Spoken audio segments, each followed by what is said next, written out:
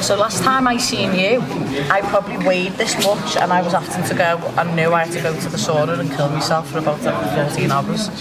So it's good that I'm a lot more prepared than what I was. Yeah. Is the weight cut quite brutal? Not if you've got a camp.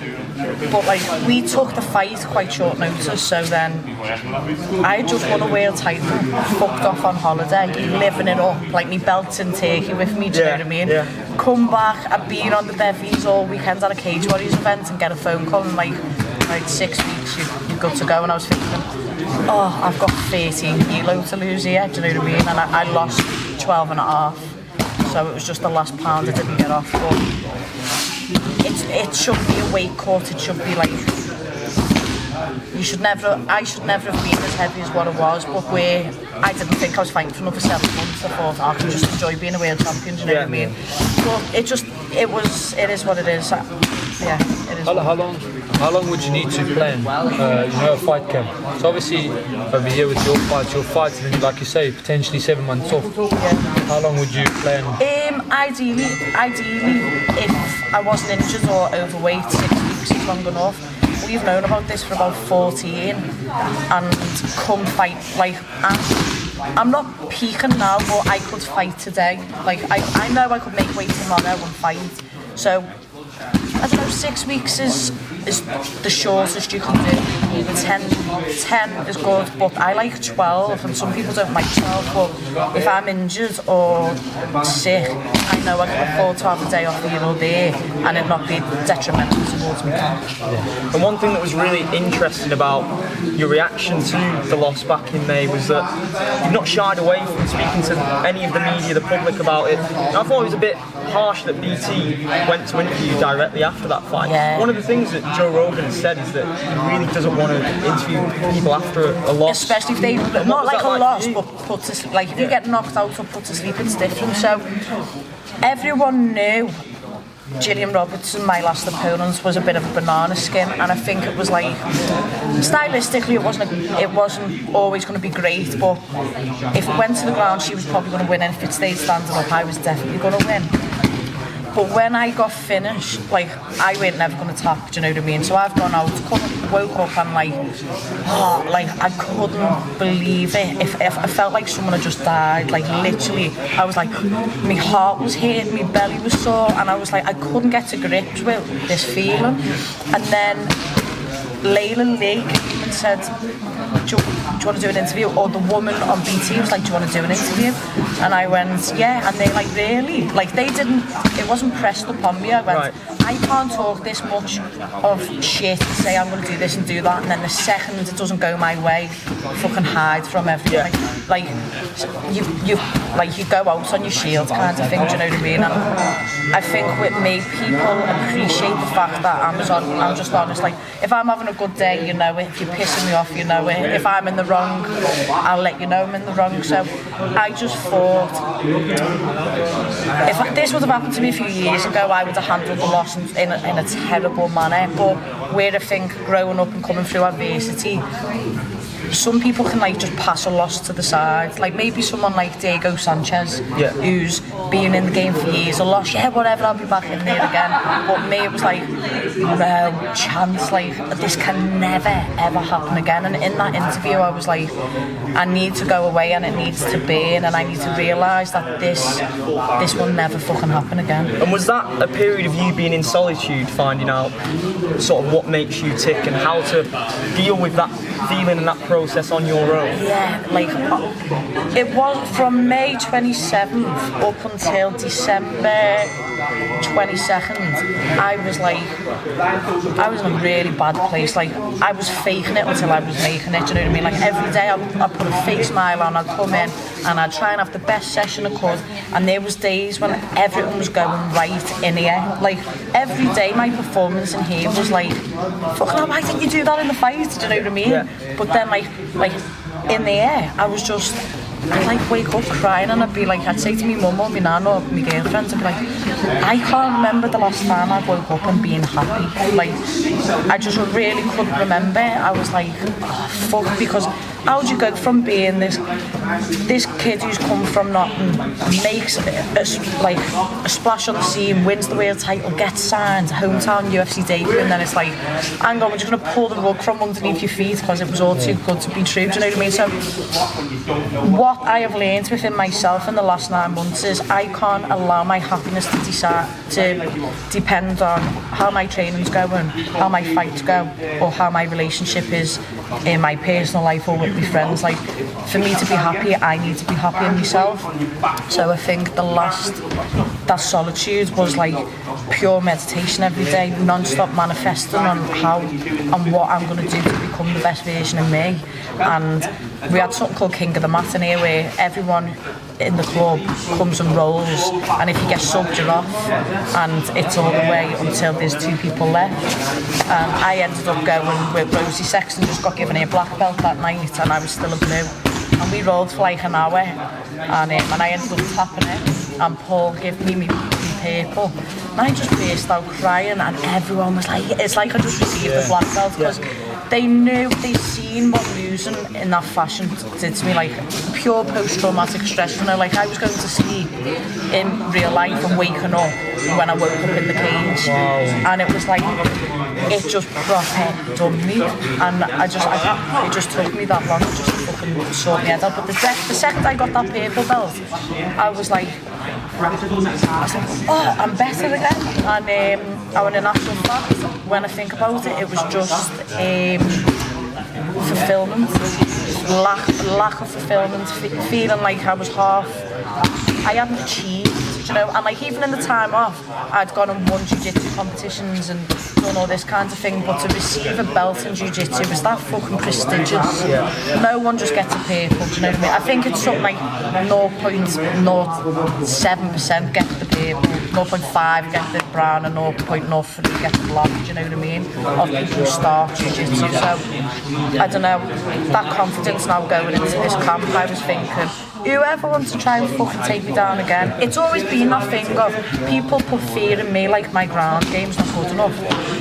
I'm thinking, fucking hell, it actually sounds, do you know what I mean? So now I've been in that competitive environment, it's like, mate, fucking give me everyone, I don't give a fuck now, do you know what I mean? Like, I'm ready to go.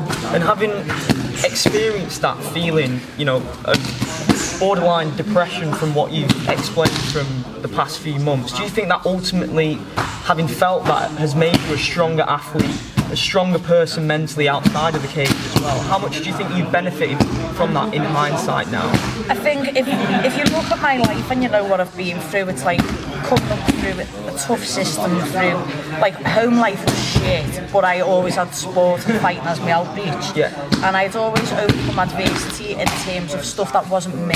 It's like when my dad passed away, or when people kept dying, or that weren't me, do you know what I mean? But then this time it was dealing with my adversity, and like you said, I am complete now, and I feel like when you look at people like Joanne Calderwood, because she's like someone who I really look up to, or in Liverpool, even people in this gym like Paddy or Rocky Fields, who's a boxer, all these people have lost and have come back because they got this right. And I just think I was never going to be this kid who was just going to lose and then not come back even bigger and better and stronger. And I'm probably going to be more mouthy than what I was before, and I'm probably going to be more cocky than, I would say cocky or arrogant, but you know, like game, like like I will go in there and I know that the girl I'm fighting is probably a heavier hitter than me, but I'm faster and I'm more technical than what she is, and I'm going to go, let's fucking go, do you know what I mean? I am going to, last 10-20 seconds, let's have it. Like, I'm not afraid of anyone who's got better jiu-jitsu or better whatever they think they've got better than me. I'm ready to call them out what they're good at now. And I think that's what people enjoy watching you fight, because I think you're obviously exciting, you like to talk it up, and you back yourself in the ring, and I think that's very exciting. So from me, like in my profession, I go and I have a switch button. So if I'm playing a rugby game and I'm singing national anthem, it brings a tear in my eye. And then you've got just before kickoff, I get this like aggression. I try and channel that energy into aggression. So for yourself, if you're walking out to your song, that's it, mate. When the song comes on, that's when you get to take in the magnitude of the event and what's going on. So if you're singing the national anthem, it's like, I've got the Springbok on. Is it Springbok? Yeah. I play for Scotland. No, you don't. My mother's Scottish. Oh my God! I just found out this in the car that you've got the thistle. Is it a thistle? Yeah. So you got the thistle. You fucking I'm representing country here. And then the second it's go time, and it's like you got to switch on. So the second they start calling my name in the blue corner, and you got Bruce Buffett going. Honestly, I was like, fuck. Like my head went a bit, but this time. I said to me coach Paul, I'm going back old people. I'm not going in fucking singing a song. I'm going in and I'm going to be like ready to knock anyone out. I'm going to be looking at that girl. I'm going to be talking to her, and I'm going to go back to like fucking let's have it, because that's what I came up doing. And it was when I won the world title, when I fought in the UFC, is when I started relaxing, because the pressure was more, and I felt like I couldn't fight on adrenaline. I couldn't fight, I had to box clever.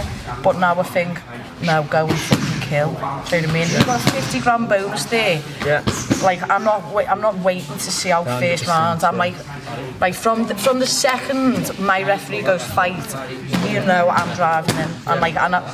Every time I've had a fight and I say I'm going to finish that person in 2 minutes, it's happened. Every time I've said second round, I've probably finished them, but it might go the third round, because I've spent a whole round feeling out, and I just think like I'm not doing it now.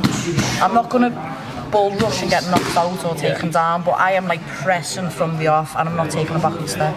And we were saying in the car, on the way here in the car, we were discussing about how you're on the same card as Darren Till. Even though this isn't in Liverpool, this is a Scousers night again. Yeah, 100%. Talk to me about how much of an influence you guys are having in this city. So, when I was on Cage Warriors, my first fight on the main card as a professional athlete, you've only got to listen to the crowd, and I get taken down by a girl called Lacey Shuckman. The fucking 5,500 people screaming my name, get up, get up. Yeah. And then after that, I'd go into little places and you get the odd person who kind of knew who you was. Then Everton Football Club really got behind me. Yeah. And then people really see me fight, and they was like, fuck, this girl is, any one of us who fights out of this city are game and ready to go, do you know what I mean? So that's why wherever we go, Scousers love us, or people just generally tend to love us anyway. But I think because of what Paddy and Fishy and all the likes of them have done, and maybe even myself, people knew MMA before Darren was like big in the UFC. Yeah. And then I think Darren's come in, and it's like a volcano. It's all come at the perfect time. Like we're all on the same little journey together, and it's a bit of a shame that we don't get to be in each other's company maybe as much, or there's no animosity, and you never want to see the other person not win, or you'd always want to see them do well, but we never get to have a conversation, you know what I mean? Yeah. It's just like, I don't know why it's like that, but it is like that. But I think this card is all about redemption for me and Darren, and I think we both lost on a submission loss, and we have both got to put on a fucking show, and it's good that I thought Darren got quite a lot of stick before the Woodley fight, but I think after the loss, I think somehow we gained respect, and everyone was like, fair play to you, kid, and I seen the same in me. And when I lost the Liverpool card, he sent me a message going, do you know what, kid, shit happens, fucking pick yourself up, dust yourself off, move on. And when he lost, I messaged him saying, a wise man once told me, shit happens, and it's going to be good to see us. I genuinely fucking believe we'll both get some unreal knockout, and then the city's going to be bouncing, because we've got Cage Warriors 101, and then we've got Fishy out in Prague, and then we've got me and Darren in London. So like the first 3 months, Liverpool is on the fucking map, do you know what I mean? Because it took such a long time to get UFC to Liverpool. There were rumours back in 2011 that there was going to be a fight here, but there's never been, an incentive for the local person who might be a casual fan. But you guys have really captured the attention of the city, and it really does feel like, should things go yours and Darren's way in London, there's going to be many more nights like that. I generally, honestly believe Goodison Park or Anfield, it's not going to be the Echo Arena anymore. The M&S Bank Arena. But it'll always be the Echo though. But it can't be there again because it's too small. And I think, could you imagine, for argument's sake, the likes of Paddy, me, Crazy. Fishy, Darren, who else? Danny Roberts is somewhat from Liverpool. And then you've even got fighters in Manchester. Like, it just doesn't stop. Do you know, like the Northwest, even the Northeast. If you go over to SBG with Alex Evans and Davey Grant is up there, and then you've got the jocks up top and Scott, like, and the London. You've got Nathaniel Wood, Darren Stewart, Tom Breeze is in Birmingham. England and the UK is booming like, right now. Like, yeah, I just think this year everyone's got that point to prove. Everyone's like, I don't feel like I've got a chip on my shoulder in a negative way. I feel like it's a good The standard's so high that you've got to keep up with everyone else. And I feel like, do you know if I've ever been trolled online by people who fucking don't have a fucking clue about me or anything like that, but I think you've half got a reason to say that because you don't know the backstory. I've got to this level, there's been hype, and then I've fell short, do you know what I mean? Yeah. But I generally believe that, I don't know, my story at the end of my career wasn't always supposed to be like that and then shoot up, but do you know what I mean? It's like, win the title, here's the little dip, and now you fucking saw. You didn't know you saw, so yeah, that's it. And I know some fighters that compete, but they have no interest in the fight game at all. They won't watch fights or anything. Do you consider yourself a fight fan? Oh, I watch UFC Fight Pass every single night. Yeah. Every single night.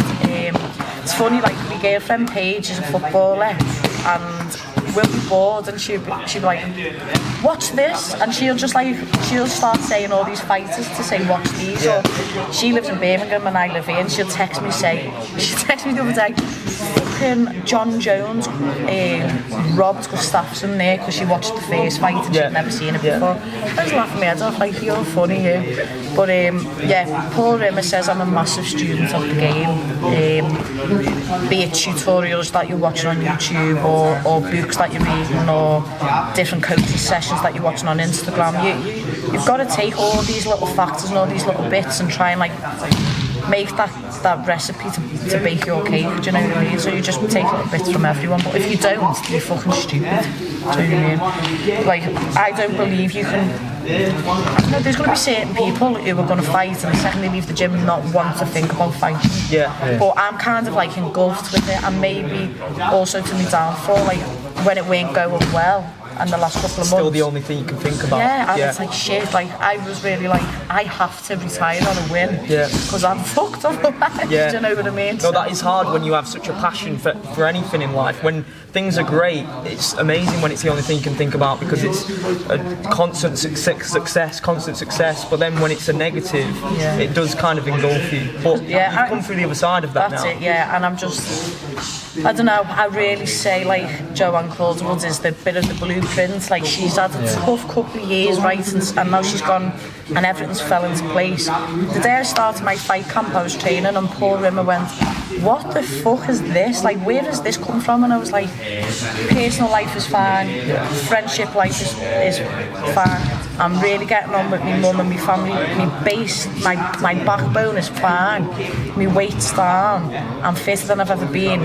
I was lifting on fitness tests and PBs and everything. And I was like, and now I get to come and do what I love. Do you know what I mean? I was like, it is all here. Because everything's in sync. Nothing's like out of line. Yeah. Happy fighters, a scary fighter, and sometimes fighters say that and they're lying to themselves or into interviews, and it's a little bit like, I think you should be able to tell like bullshit, do you know what I mean? But sometimes, like when I met you fight week, that weren't bullshit. That was like, I believe this is gonna happen, and it took me the loss to really be like, fuck right off, this is not happening. Like, and I have dedicated every single day of my fucking life to making sure that it doesn't happen. Do you then have, besides obviously training here, do you have like a weights program too? Do you have like a... Yeah, my S&C. So at the moment, my strength and conditioning is run by Liverpool John Moores University. The head of it, he's called Carl Evans. Basically, every 4 weeks, it's like DEXA scan, VO2 max training, 1 rep maxes to see if I'm lifting heavier. So, typical week, Monday, wake up, run. afternoon, come in, hour of MMA, hour of Thai boxing, the night time, go and do S&C. Tuesday, light day, I have sparring in the morning, jiu-jitsu at night. Wednesday's the same as Monday, but the intensity is higher. Thursday's the same as Tuesday. Friday is wrestling, and then Thai boxing sparring, Saturday's a run. Sunday, active recovery, so it's like, I'm training more now than, but it's periodised.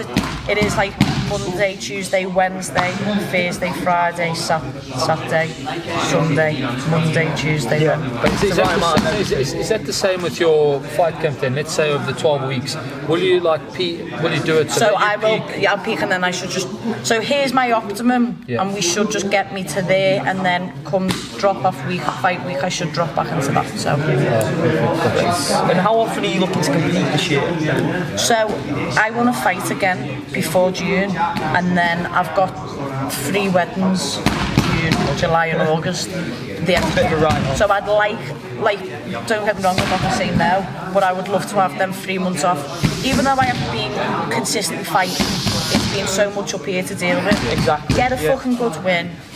I've got an American who we've had a little bit of beef, and we want to call each other, we want to fight each other, and then enjoy some time off, still compete in jiu-jitsu and stuff, and then I'd like to get out again in November, because the calibre of fighting that we've got in here, I'm not always going to be able to get that one-to-one if all 5 of the top pros are out at the same time. But I'm okay, like, it's our time when it's our time. So if I'm not fighting, it's their time. That's cool, be their time. And then when it's my time, I'm like, let's go. Do you know what I mean? Because I require a lot of attention, I think. And normally I'd just be like, yeah, it's alright, come and get me whenever. But Paul Rimmer at the minute is like, no, I am watching every fucking session. It's like one-to-one. I have 3 one-to-ones a day. Do you know what I mean? Because it's like, we're not fucking about with this. This is serious now. And finally, tickets go on sale next week. Give fans a reason why they should buy a ticket. I'll put you on the spot there. No, I'm gonna not. Maybe not just for you, just for the card. Right, do you know what? You don't even need to buy tickets, because you'll probably see it on Instagram like 10 seconds after they do it. But I'm gonna knock a bitch out. I beat a Brazilian called Priscilla in October last year, not last year, the year before. I'm fighting up a Brazilian called Priscilla. Everyone's calling me the Priscilla killer. It's fucking going off. Big night for the Scousers. Who wouldn't want to be in London O2 with 18,000 people singing Molly, Molly, Molly, Molly? Yeah, well, it's been absolutely brilliant. That's been By MMA with Molly McCann. Thank you so much for your time. Thank you so much.